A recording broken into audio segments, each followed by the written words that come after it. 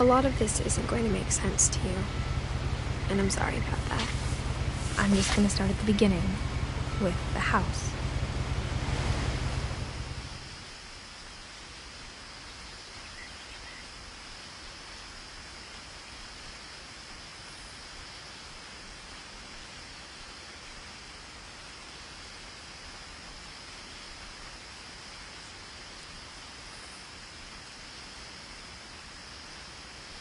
Someone had put up a chain link fence, but it looked like I wasn't the first person to hop it.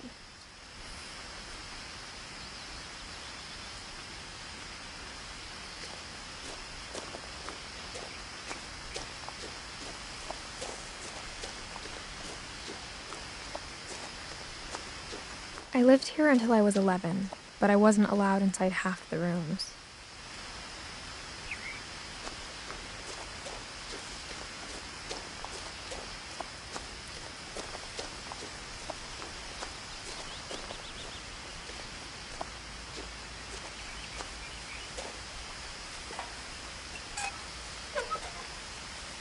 Inside the mailbox were bills from 7 years ago, marked urgent, open immediately.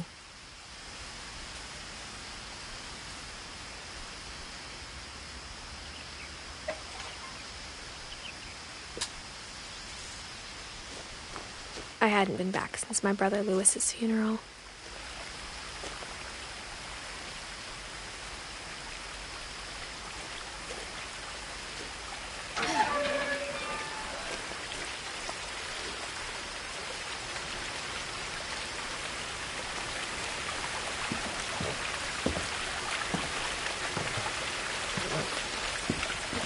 In her will, my mother left me a key, but didn't tell me what it unlocked.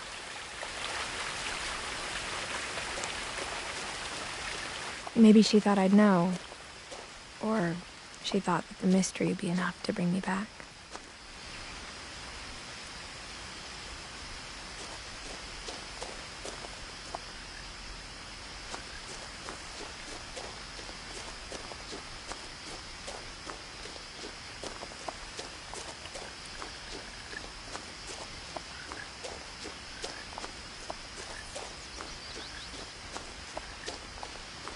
No one had driven this way in a long time, but I saw a few hoof prints.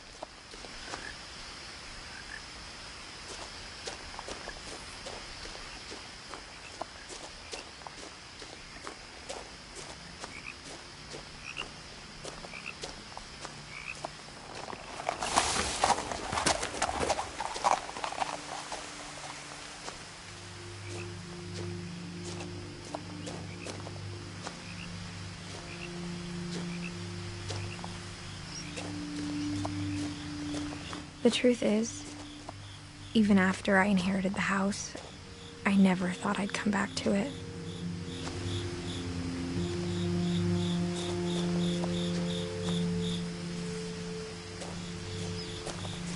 But now I had questions about my family that only the house knew the answers to.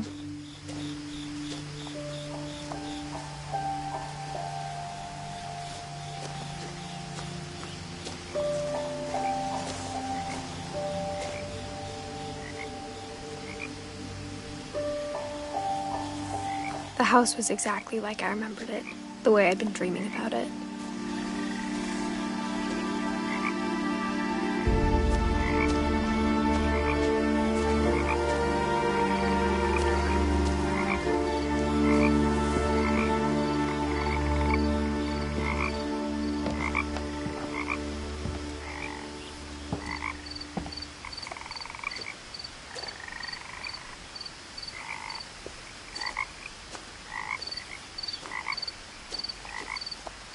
As a child, the house made me uncomfortable in a way I couldn't put into words.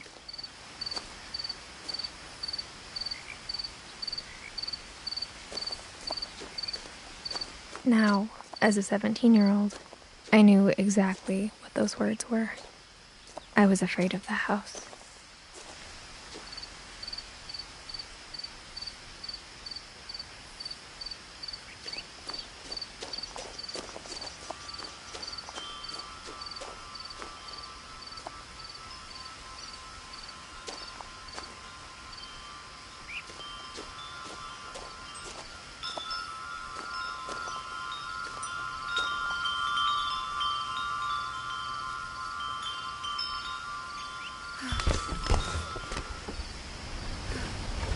Crawling through the doggy door used to be a lot easier when I was 11.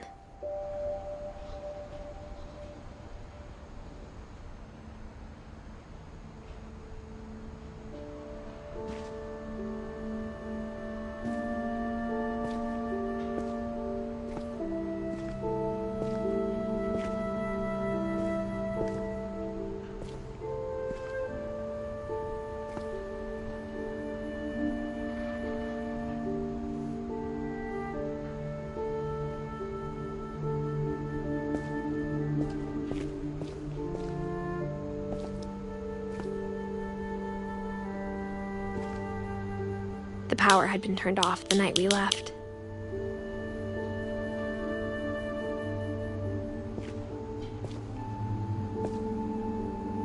For the first time in years,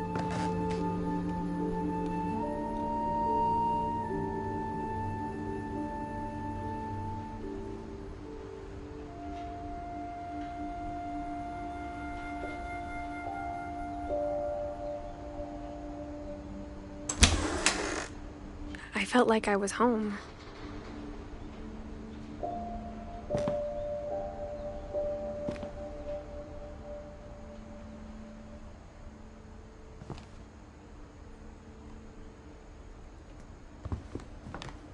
But instead of a family, there were just memories of one.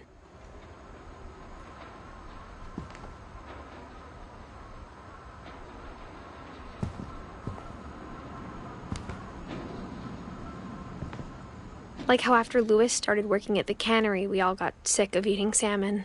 Except our cat, Molly.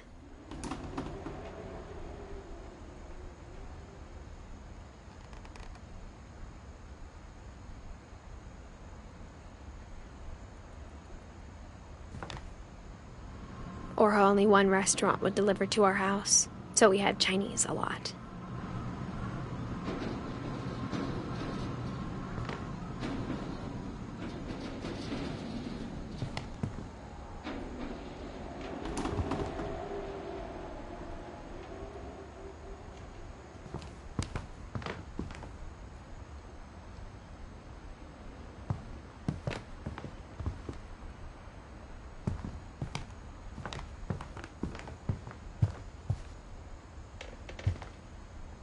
The table was still a wreck from the night we left.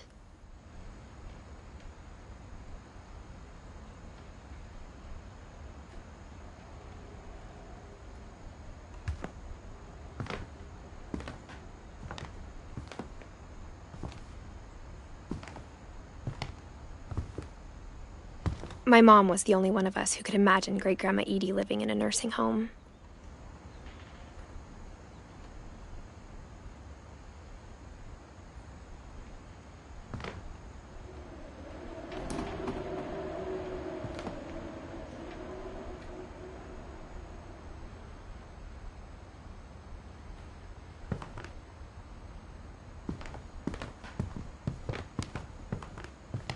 Nothing in the house looked abnormal. There was just too much of it, like a smile with too many teeth.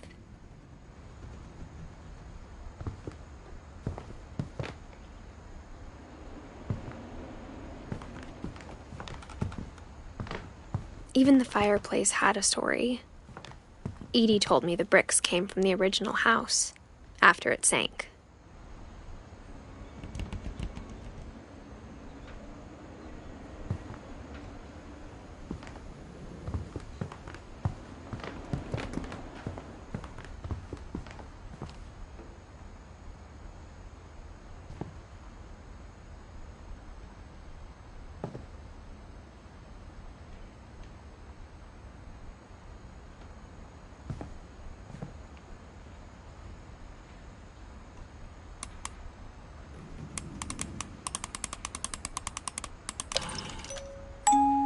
Great-Grandpa Sven built a music box for Barbara, along with the rest of the house.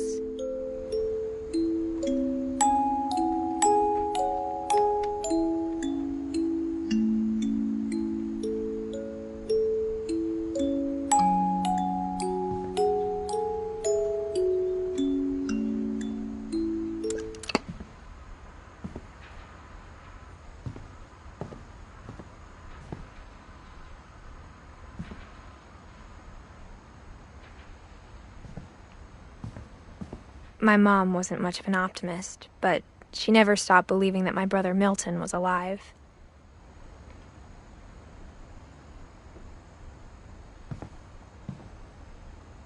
A lot of things got left behind in the whirlwind of that last night.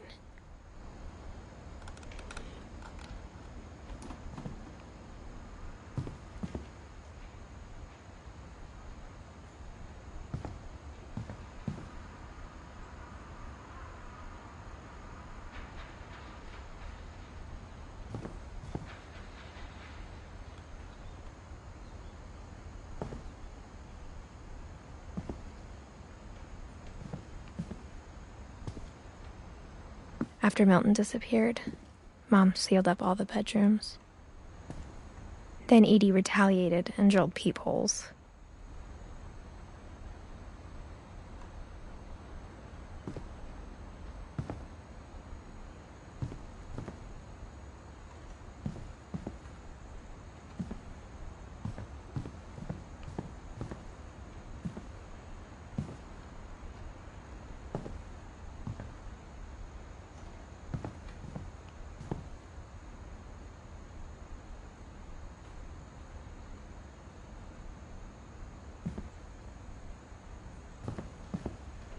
I spent a lot of time playing in Great Uncle Walter's room.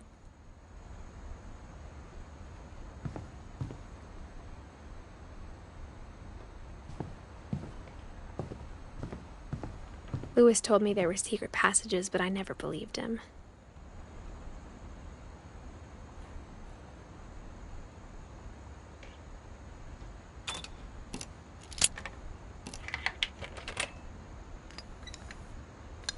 Turns out, my mom was really good at keeping secrets.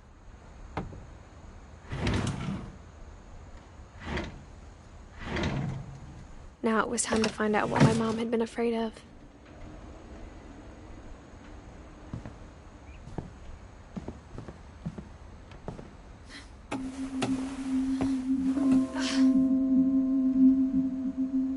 From the paintings on the wall, it was clear my brother Milton had been here before me.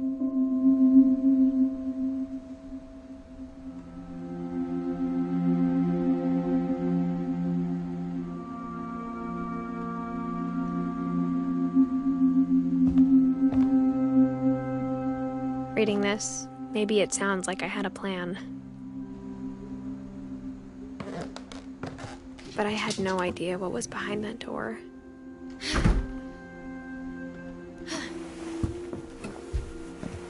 Just like I had no idea where all this was gonna lead.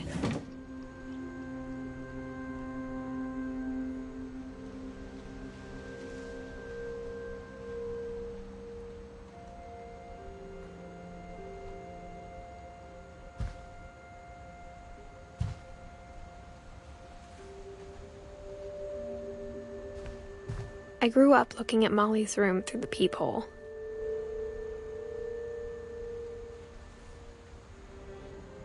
Molly's gerbil had a tiny bedroom with its own even tinier gerbil cage.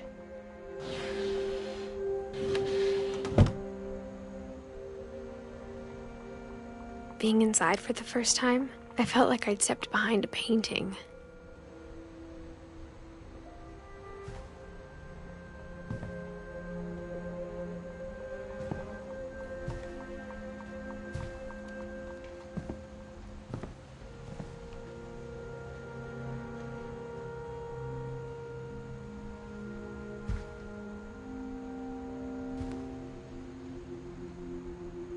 I got the sense Edie had spent a lot of time here, before my mom sealed the doors.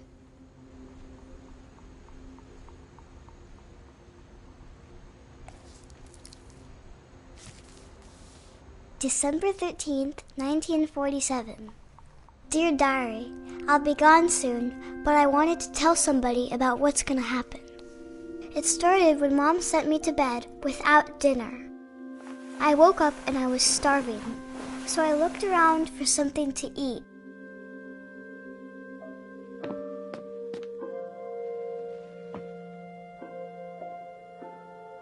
The gerbil food was dry, but I didn't mind it.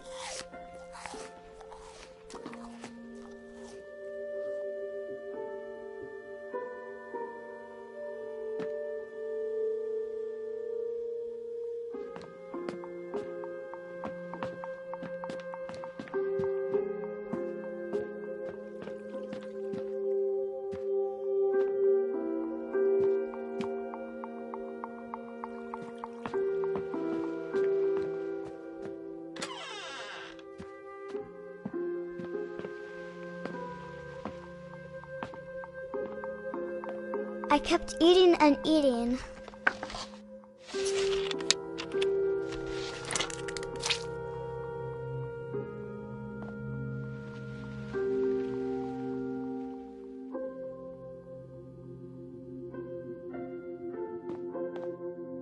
I ate a lot of things that night.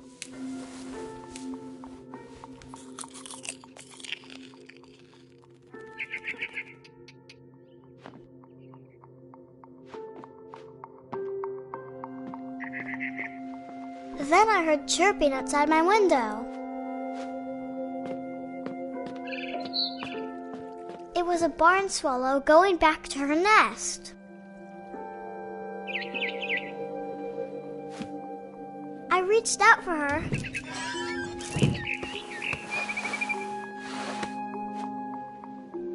And suddenly,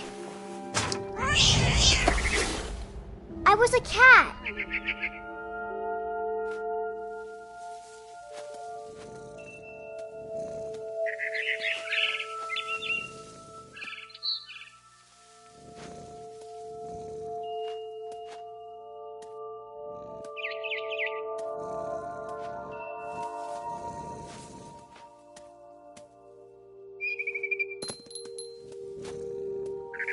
I tried to be quiet, but the bird was really scared.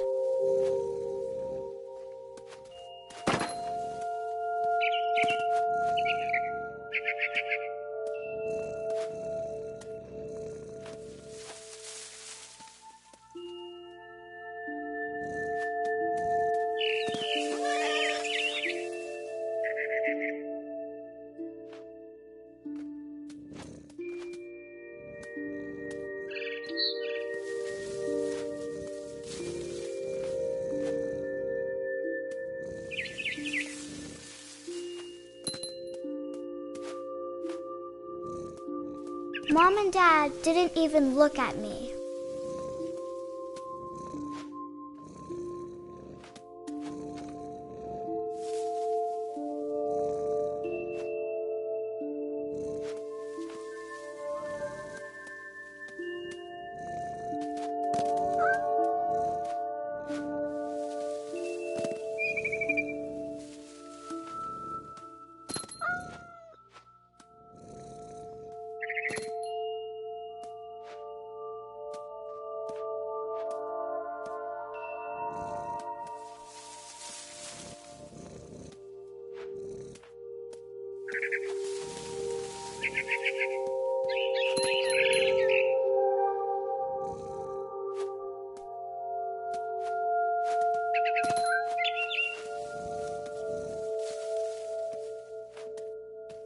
I jumped and I almost got her.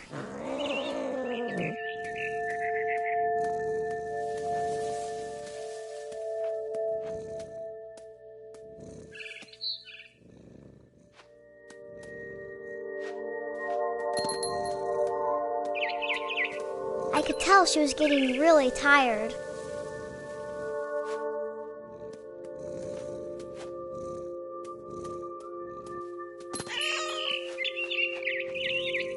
Now I was up in the big tree. I promised Dad I wouldn't climb it anymore. All I cared about was eating that mama bird.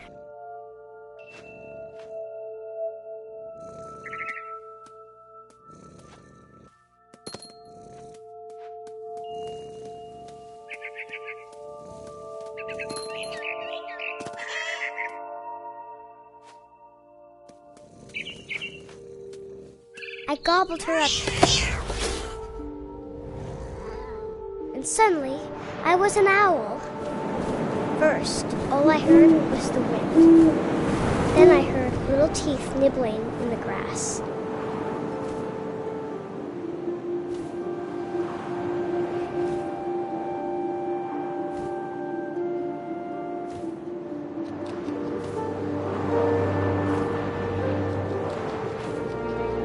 Rabbits.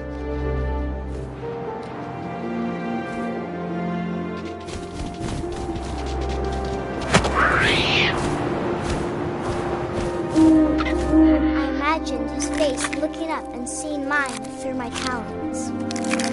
I swallowed him up, and I didn't chew one bit. Then I flew off to find something bigger.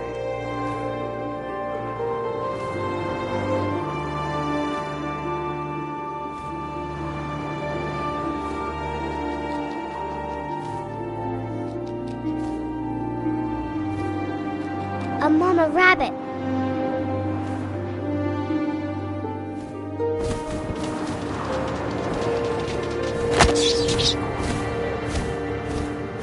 She was almost too big to carry. I started choking, but I couldn't stop eating. And suddenly, I was a shark.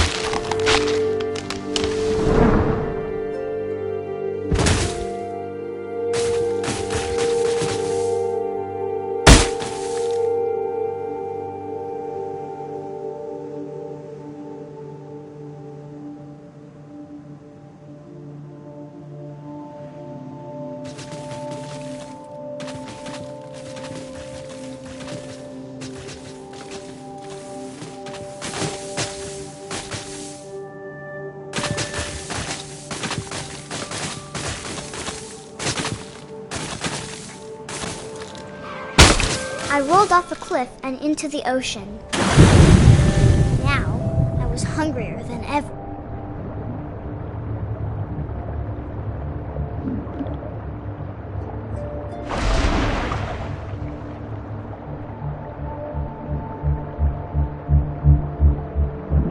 I wanted fat, juicy seals.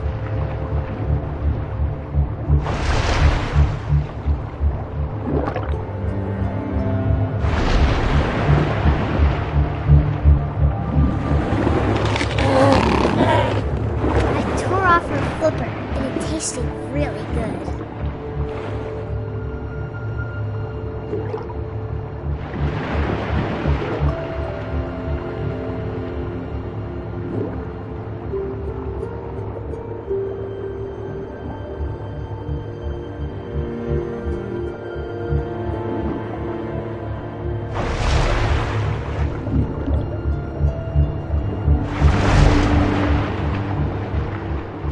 Grabbed on tight, but I was so hungry, I jumped out of the water. When I opened my eyes, everything had changed.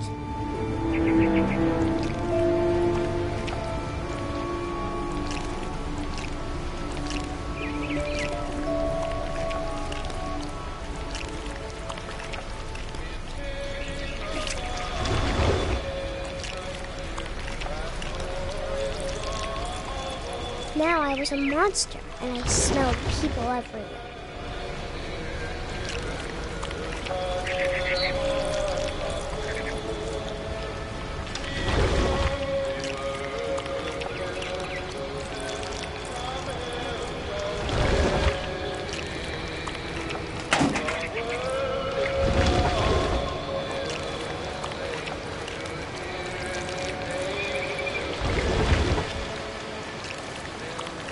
I was big, but I moved real quiet.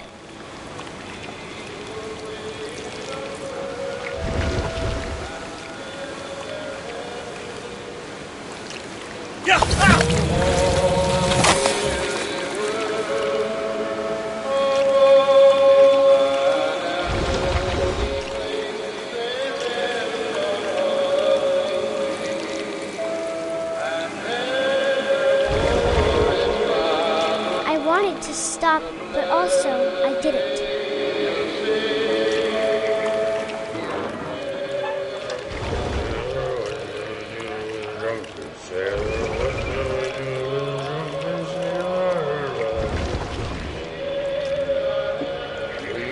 Belly with a rusty razor, his belly with a rusty razor, his belly with a rusty razor.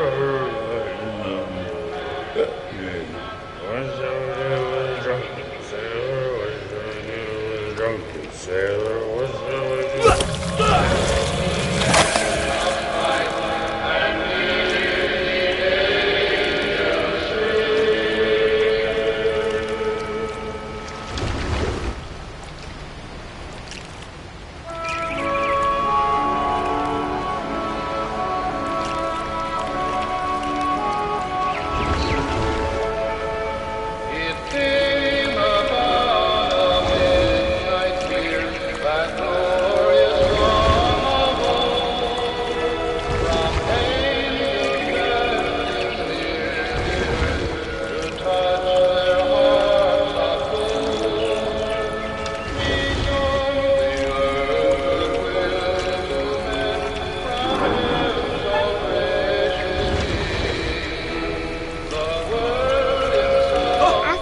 last passenger, I was still hungry. And to cross the water, we smelled something new. Something I had to have, so I swam towards it.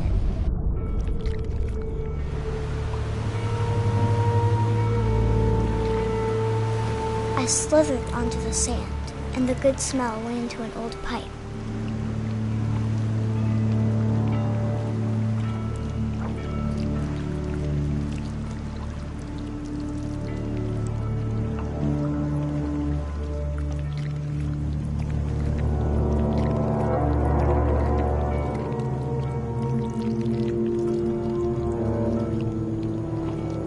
I got closer and closer.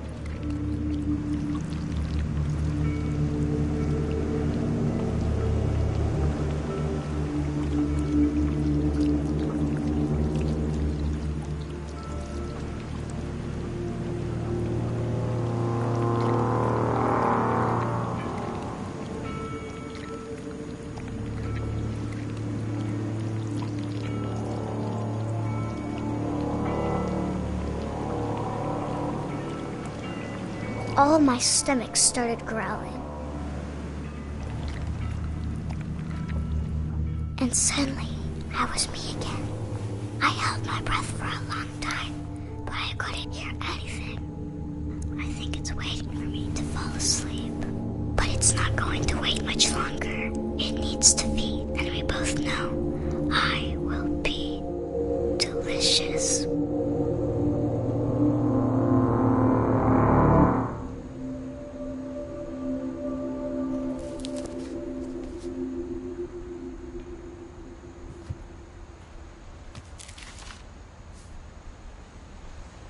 I'm not sure if I believed all of that, but I'm sure Edie would have.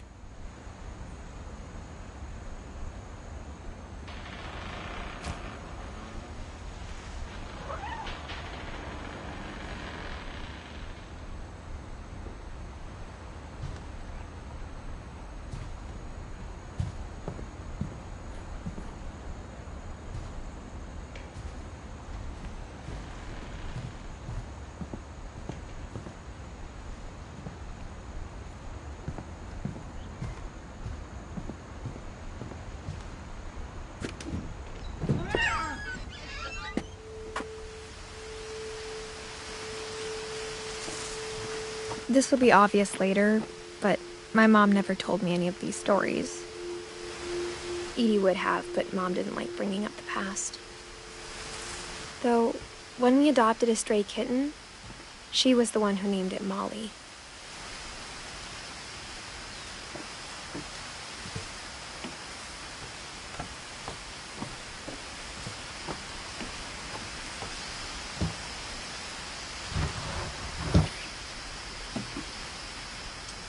I spent a lot of time in Great-Grandma Edie's room.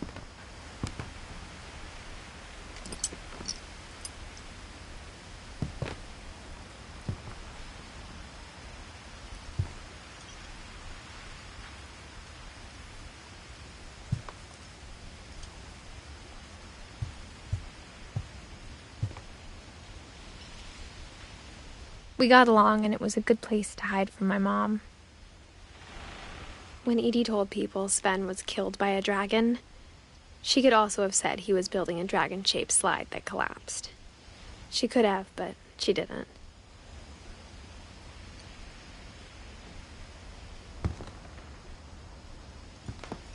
One summer, they evacuated the island, but Edie refused to go. For a few weeks, she was a celebrity.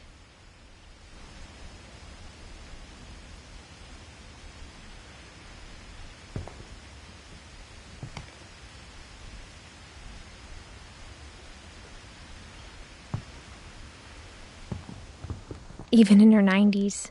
Sometimes Edie seemed a lot younger than my mother.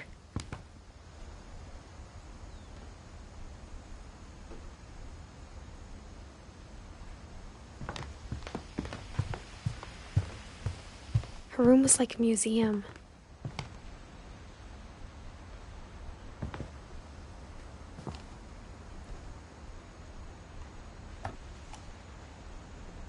For 500 years, the Finches have been famous throughout Norway for their fortune and misfortune.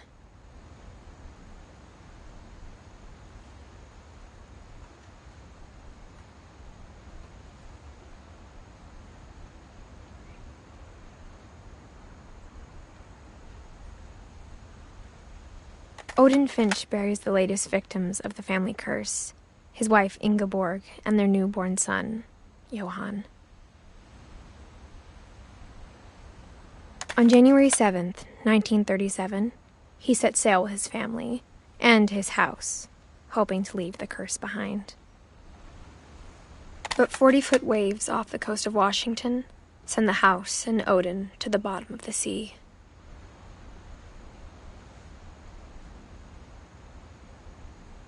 Odin's daughter Edie, with husband Sven and baby Molly, step ashore on their new home, Orcas Island.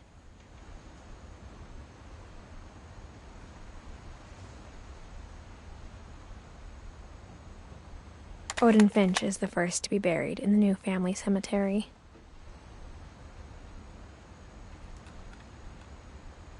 His daughter Edie is already dreaming of a new Finch house.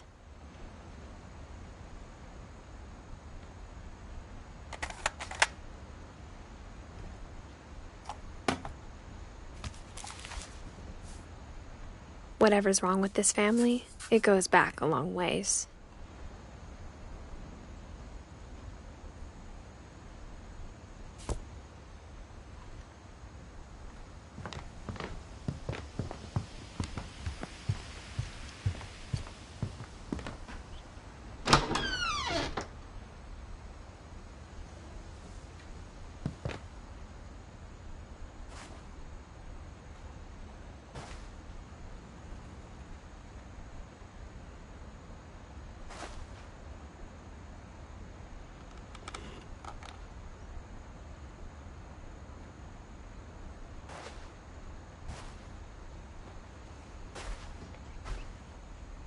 The only trace Grandpa Sam's first wife Kay left on the house was the pink bathroom. It was a pretty big trace.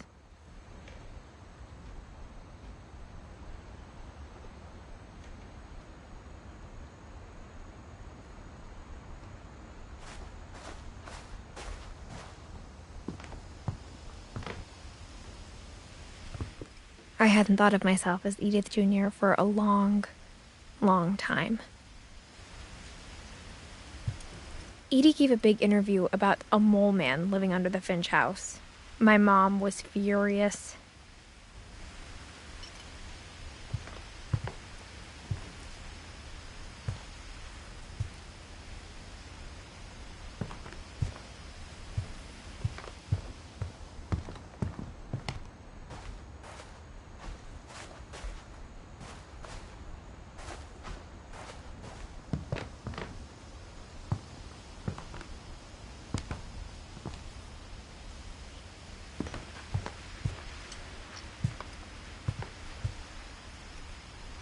Louis died a week before we left, but Edie had already started to memorialize him.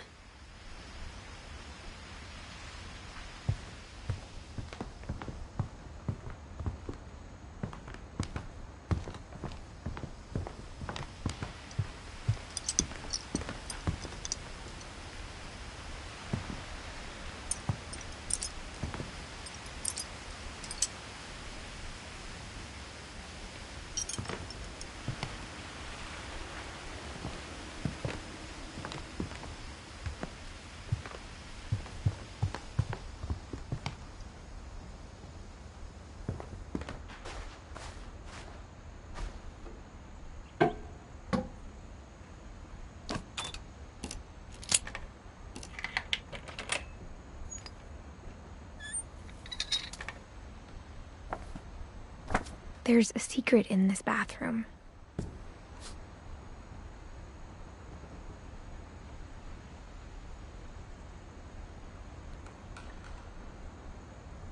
It's in the last place you would look.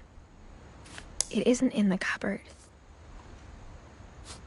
It's hidden in this book.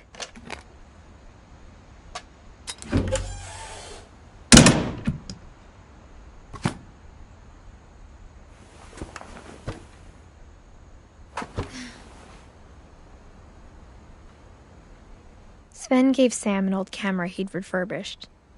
He never put it down.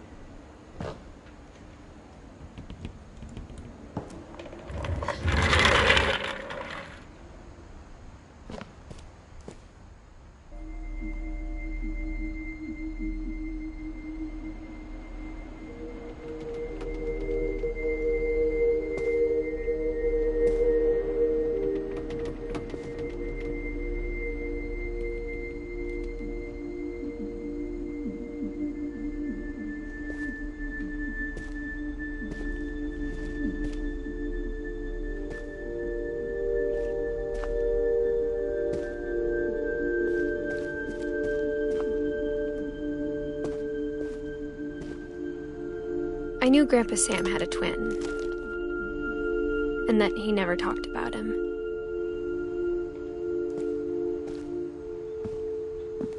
I guess my grandpa didn't like history any more than my mom did.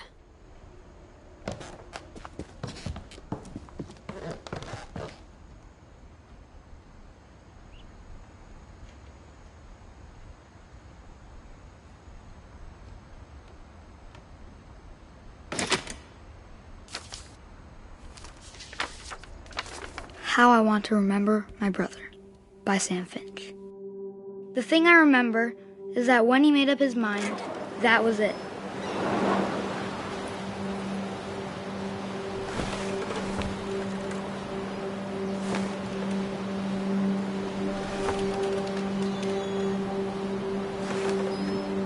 My brother said he'd die before he ate another mushroom, and he did.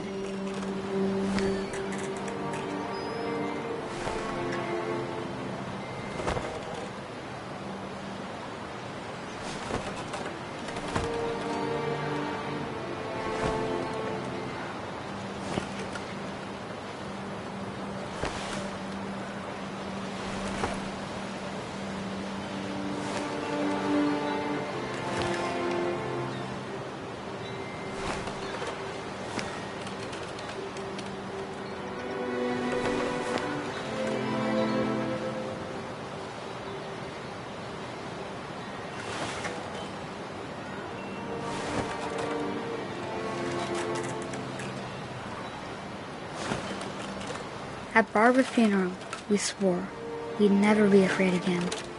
And he wasn't. I think Calvin always wanted to fly.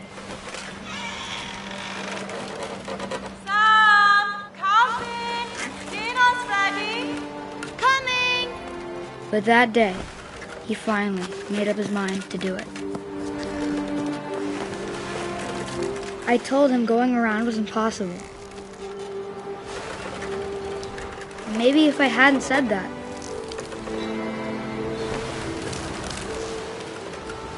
Calvin, I'm not gonna tell you again. Maybe if the wind hadn't picked up. Then maybe he'd still be here.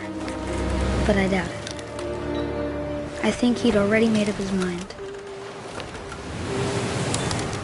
That's what I want to remember about my brother.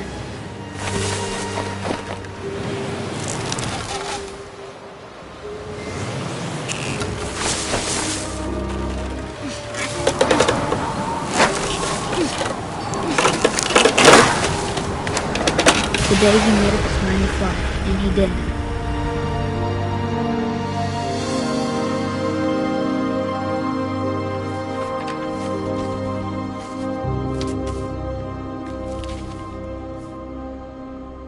one story felt strangely familiar. When I was younger, I remember trying to do the exact same thing.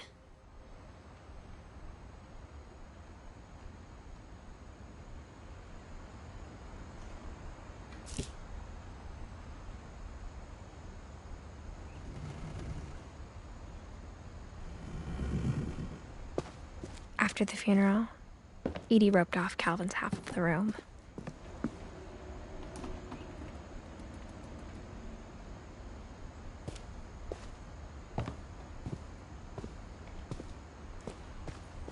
Mom said Grandpa Sam enlisted at 18 and never set foot in the room again.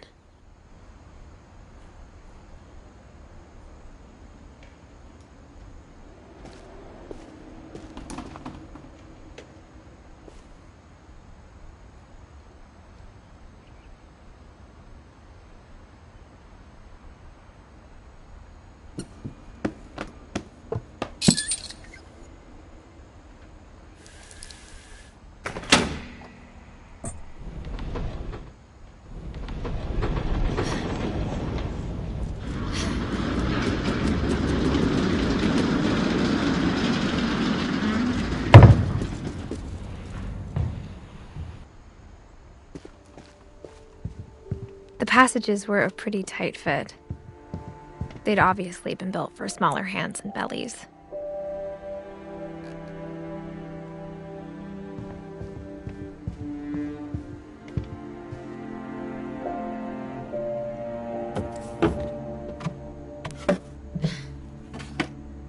Growing up, I always thought of Barbara as a child star.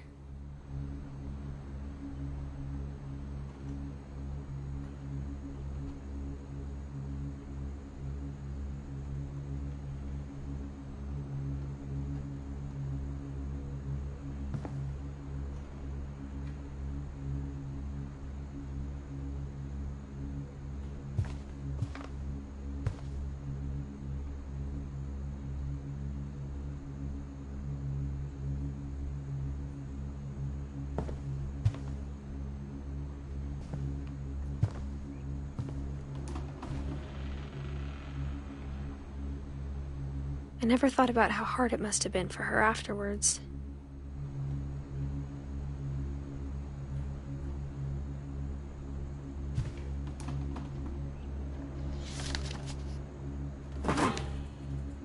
Of all the stories people wrote about Barbara's death, I'm surprised Edie saved this one.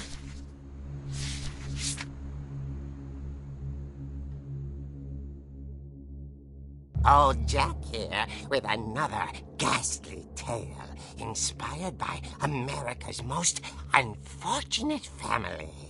I'm calling it The Surprise Ending of Barbara Finch.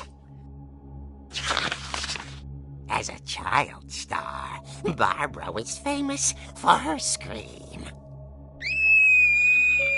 Now at 16, she was all washed up. A has-been. But in a lucky break, she'd been asked to perform her signature scream at a local convention for monster movie fans. It was just the boost her career needed. Unfortunately, her scream hadn't aged well. Getting better. I think you just need the right motivation. Her biggest fan and current boyfriend, Rick, was about to demonstrate when... Now that was a great scream. It was Barbara's father, Sven. He'd slipped into a table saw and had to be rushed to the emergency room. So Barbara got stuck babysitting her youngest brother, Walter. Her convention comeback was cancelled. Okay, I'm hearing frustration, but I'm not hearing terror. What if I tried... A gang of hoodlums in Halloween masks have been terrorizing Orcas Island tonight. Police are urging residents to... That came from the basement. You're right! Also, I loved your delivery on that. Why is your basement door locked? Because my dad likes making puzzles and secret passages. There's a key hidden in the music box. The secret is to keep winding and winding until finally the key pops out. Thanks, babe. I'll be back in a sec. 20 minutes later, Rick hadn't returned. So Barbara went to look for him, right on cue. She reached for the music box. And as she wound the key, she listened for Rick, but the house was silent.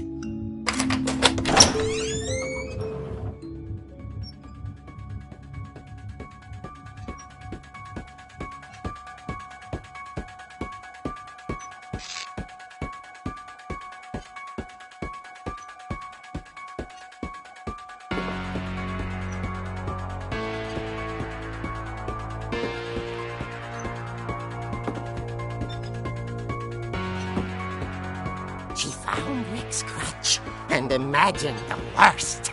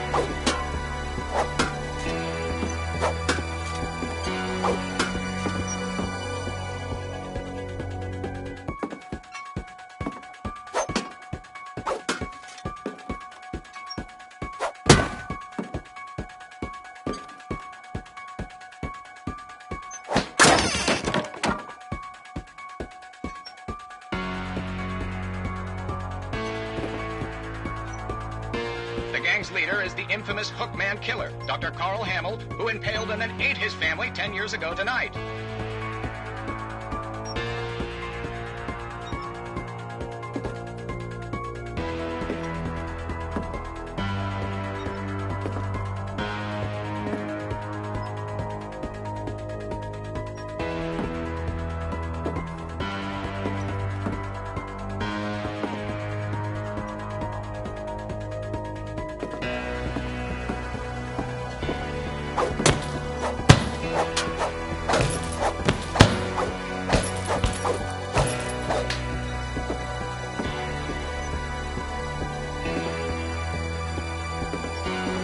The old fridge rattled and grew still.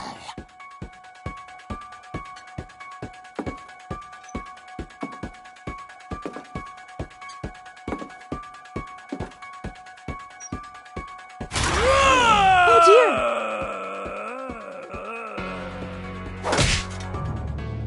Oh! Rick?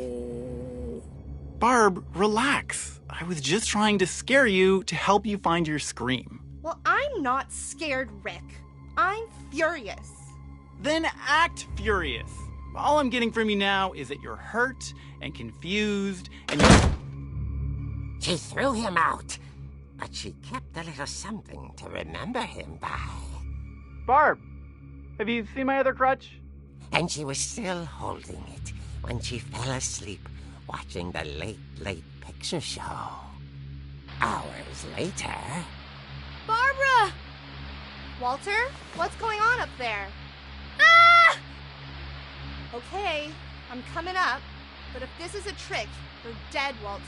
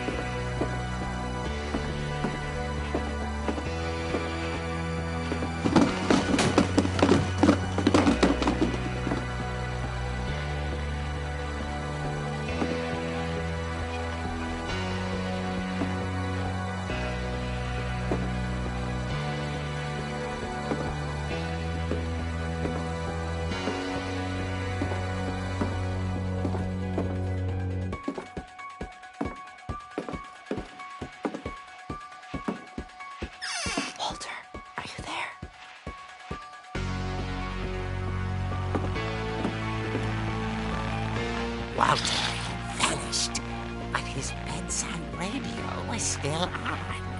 Orcas Island police described the man as 6 feet tall, with a steel hook for a hand. Residents are urged to lock all doors and windows and notify the police of any suspicious activity. Barbara turned, saw the hook man, and was speechless. He was quite smashing.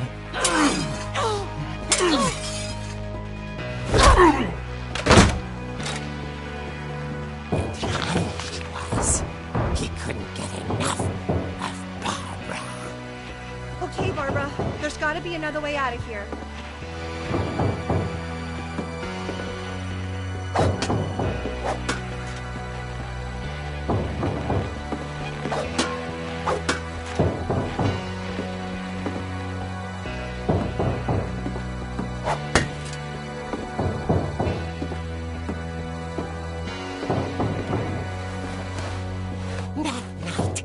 She played her part beautifully.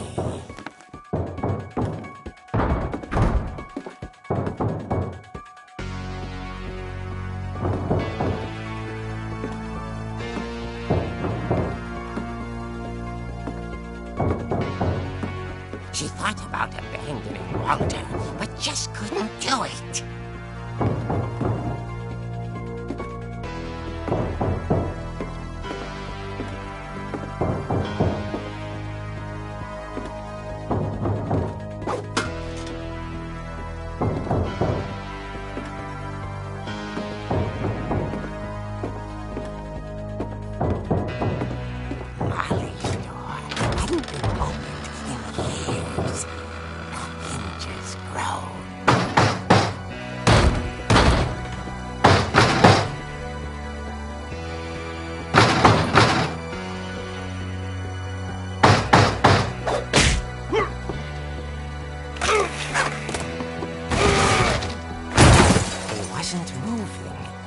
She sensed the story might not be over yet.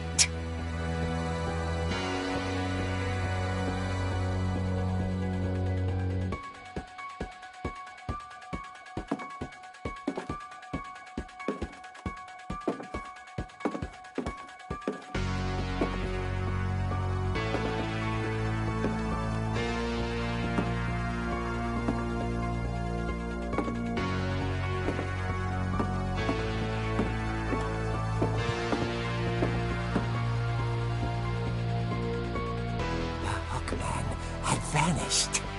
She listened for his breathing, but all she heard was...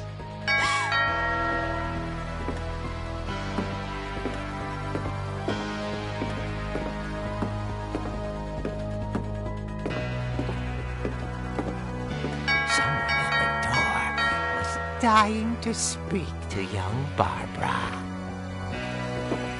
At the door, she heard whispering. Was coming from inside the house.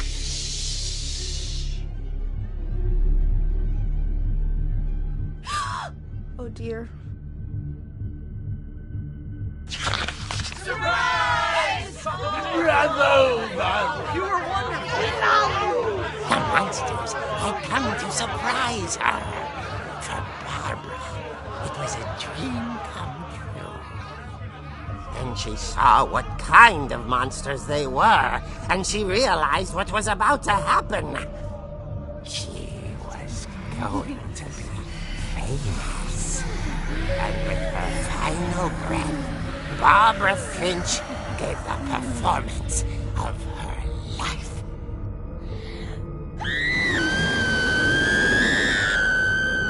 I wasn't there myself, but I hear Barbara was magnificent. Poor girl. She had a taste for stardom. But unfortunately, so did her fans. Of course, the police blamed it all on poor Rick, who disappeared the same night. And little Walter, hiding under his bed the whole time. He took it all pretty hard, but that's another story. As for Barbara, locked inside the music box is all they ever found of her. Her ear. Now that's what I call a real eerie tale.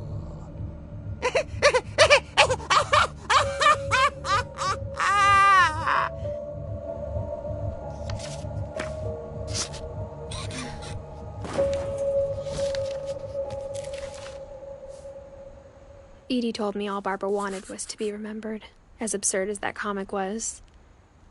Maybe what Edie saw was a happy ending.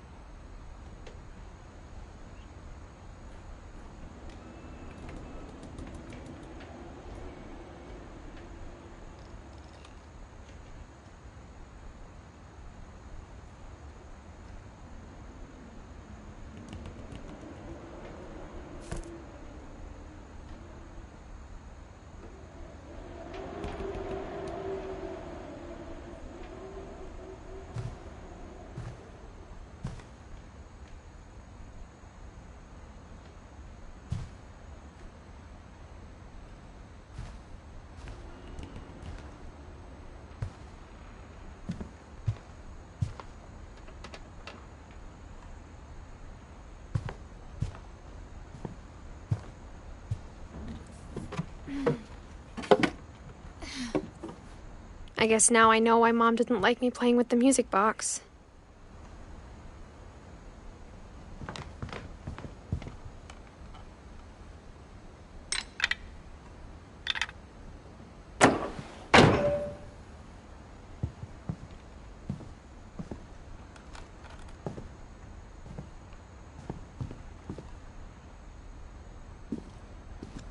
Mom must have locked the third floor stairs on the night we left.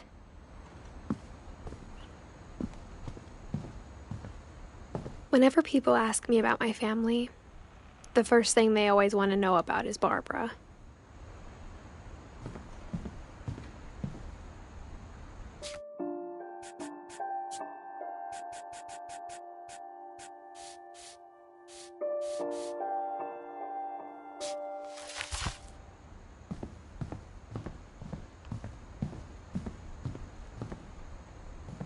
It's funny.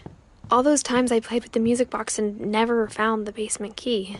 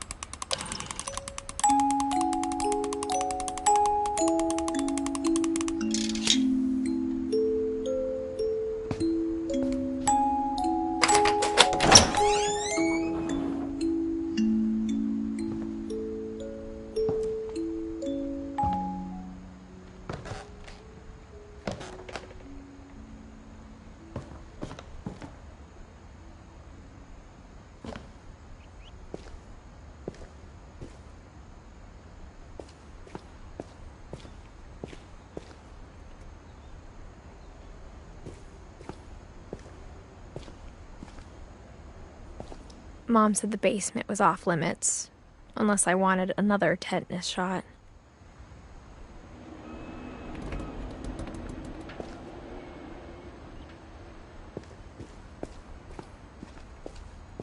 I saw Edie sneak down to the basement once, carrying packages.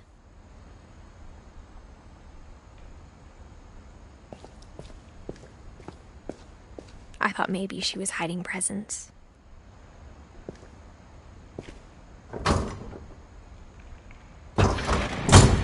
It turned out she was hiding a lot more than that.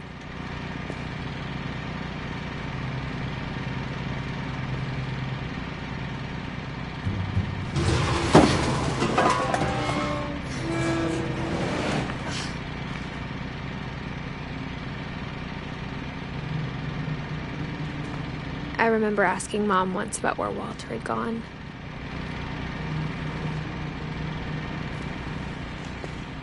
She said after Barbara died, he got as far away as he could.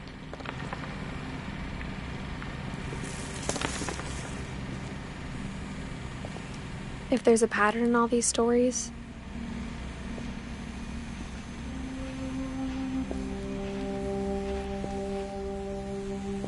I think it's that none of us has gotten very far.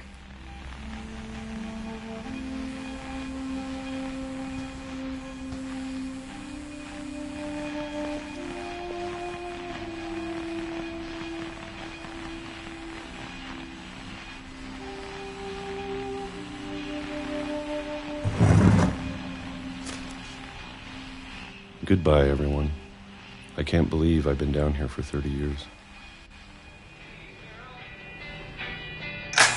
On that first day, after the shaking started, I didn't think I'd survive a week.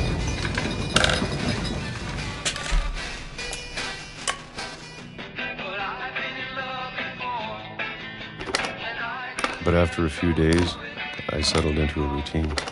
That's what kept me sane. Having a schedule, living for today.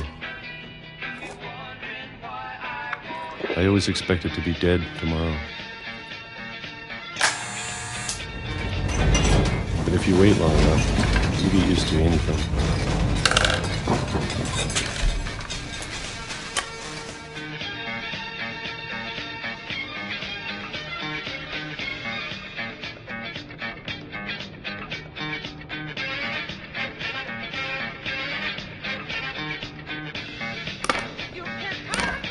Even a monster on the other side of the door starts to feel normal.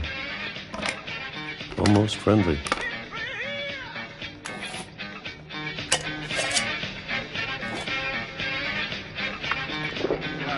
And then one day, everything just stopped.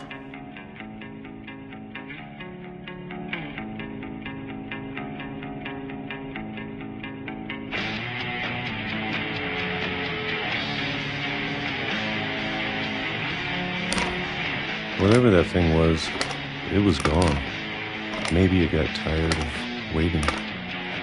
Or maybe I just got tired of being afraid.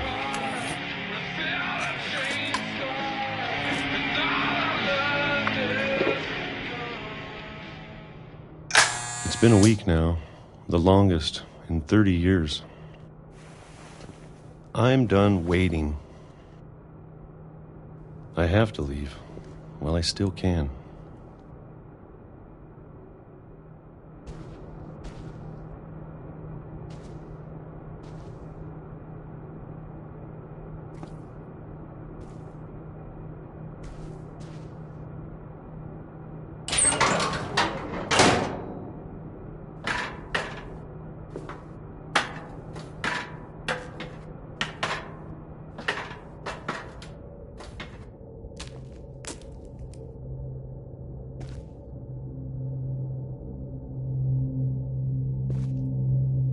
I know it's out there, somewhere.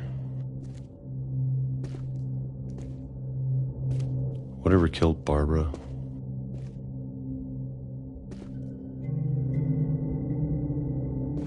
And Molly.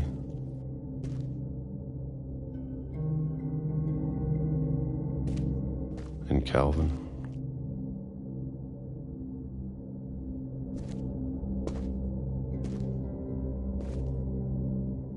Maybe this is all a mistake. But I need to stop living the same day, even if it kills me.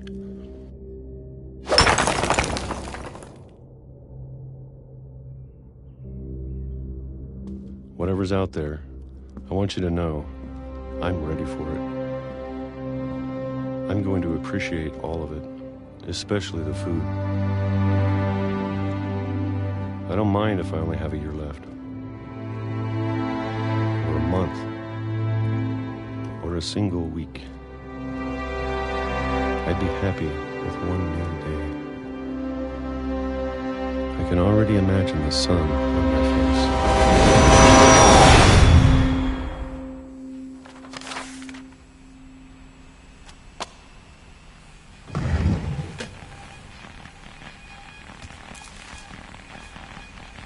Walter died when I was 6.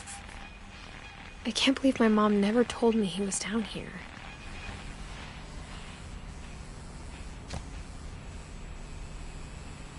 I'm sure my mom was trying to protect me.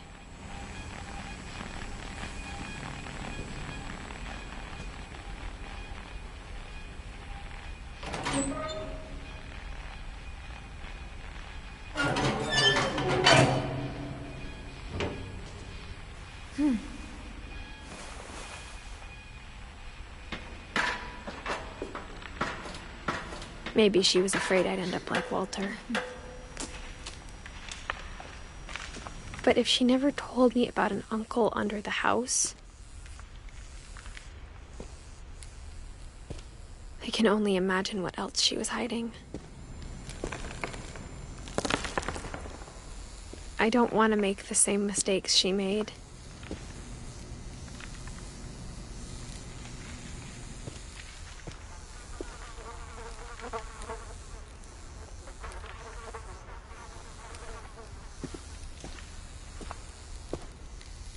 Trying to bury something that's still alive.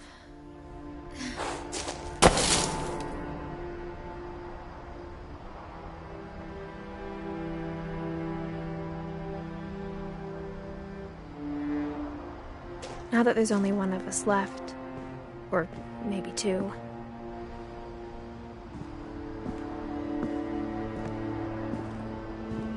I thought it was time I heard the stories for myself.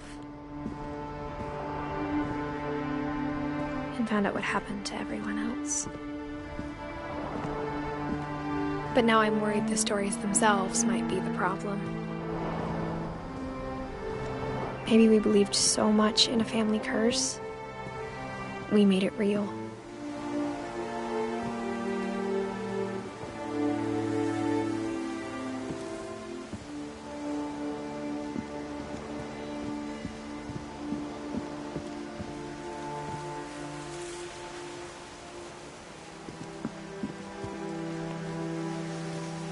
I don't know if I should even be writing this.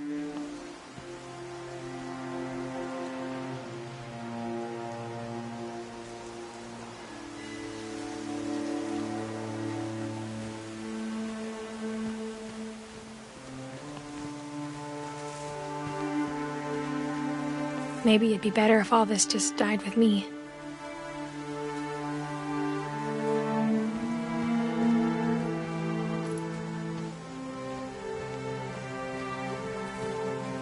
But I thought you should know about your family.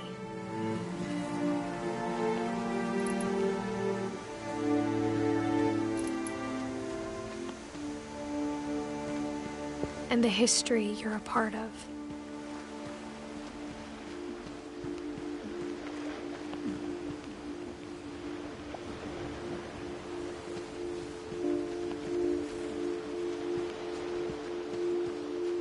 Though to be honest, I feel as lost as you probably do right now.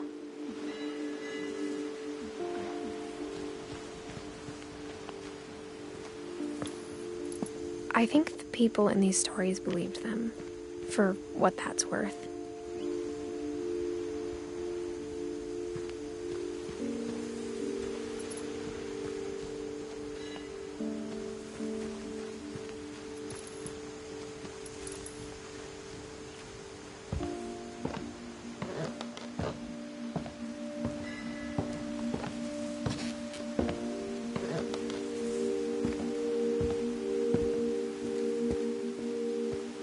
You look at the house, that history of imagination and stubbornness and madness, any of it seems possible.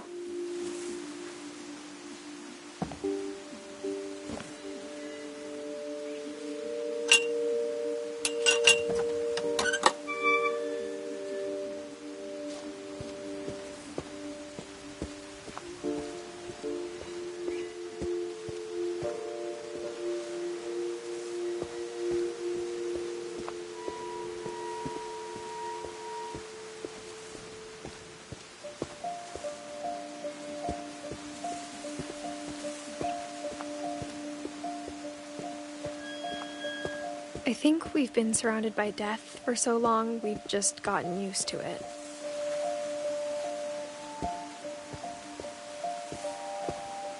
What kind of family finishes building a cemetery before starting the house?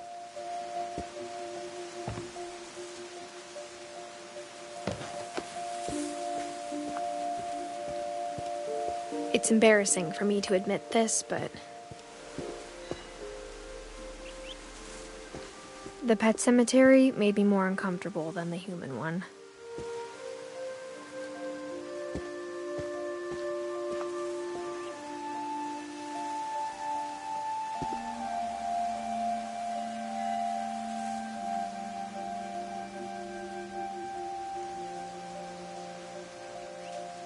Three of the gerbils were mine, and 2 had been my fault.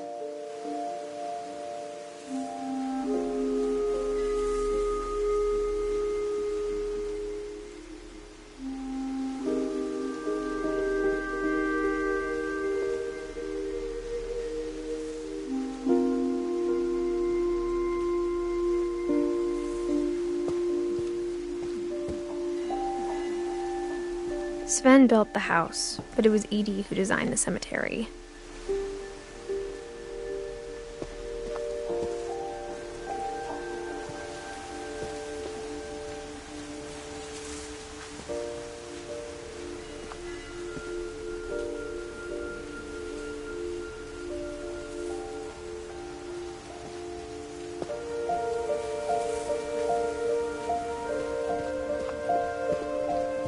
I'm sure Odin's monument had been Edie's idea.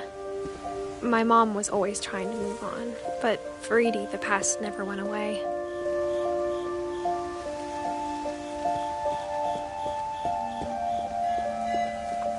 She could see it poking out of the water at low tide.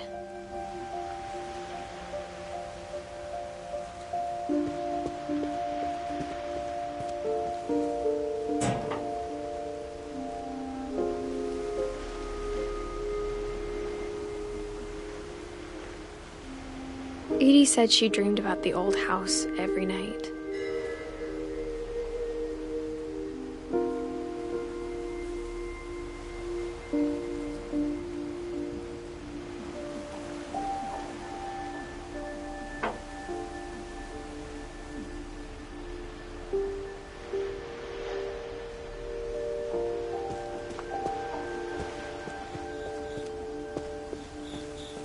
Edie's side was always easier for me to understand.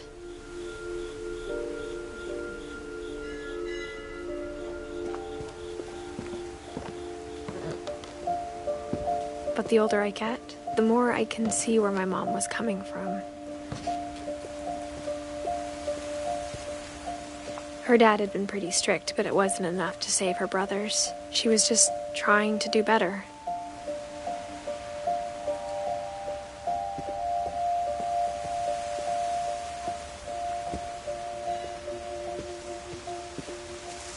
She lost 2 of her brothers, just like I did. I get why she tried so hard to protect us.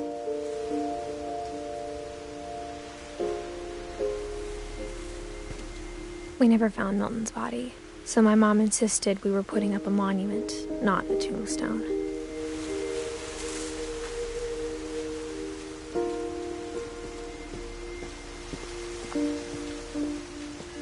There's so many things I wish I could ask my mom now.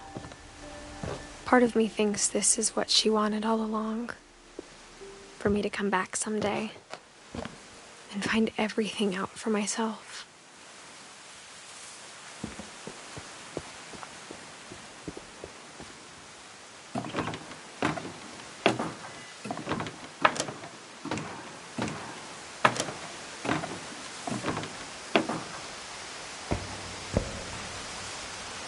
But looking back on it now,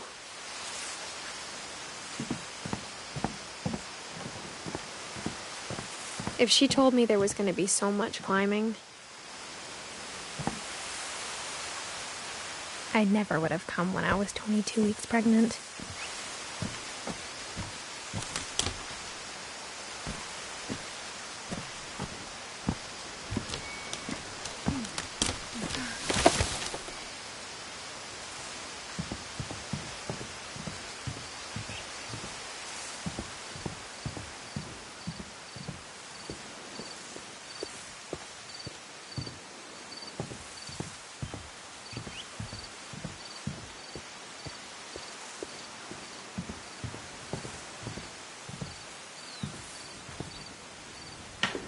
I never met Grandpa Sam, but I think he and my mom had a lot in common.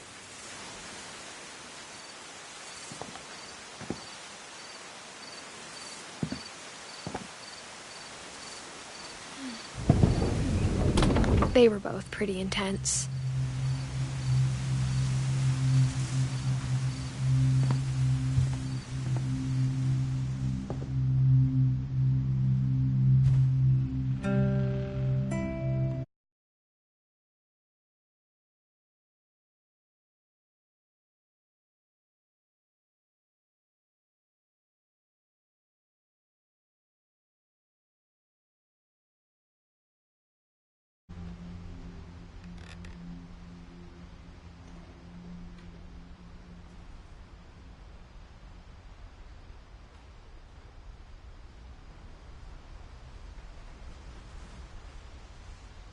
Sam spent his life shooting photos, but Mom said he got nervous being in front of the camera.